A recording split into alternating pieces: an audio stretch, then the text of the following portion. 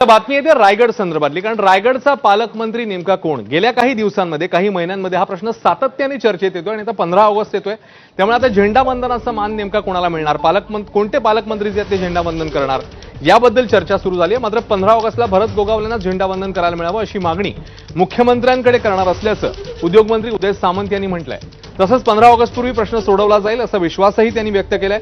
गोगावले यांनाही लवकरच हा तिढा सुटेल याची खात्री वाटते। तर या मुद्द्यावर महिला आणि बालकल्याण मंत्री अदिती तटकरे यांनी मात्र प्रतिक्रिया द्यायलाच नकार दिलाय।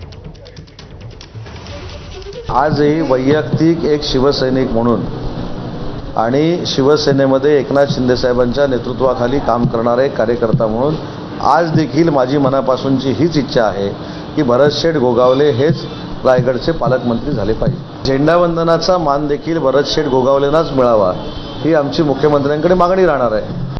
तिढा सुटावा यासाठी सगळ्यांचे प्रयत्न चालू आहेत आणि मला वाटतं कदाचित 15 ऑगस्टच्या अगोदर हा तिढा सोडवला जाईल आपल्या या तिन्ही नेत्यांच्या बरोबर असं वाटतंय। असाच संघर्ष नाशिक जिल्ह्याचा सुद्धा आहे। तिथेही राष्ट्रवादी आणि शिवसेना सत्तेतल्याच पक्षांमध्ये जी आहे ती दरी आहे, त्यामुळे पालकमंत्री पदाचा तिथलाही तिढा सुटला। ज्यावेळेला रायगडचं सुटेल त्यावेळेला तिथला पण सुटेल।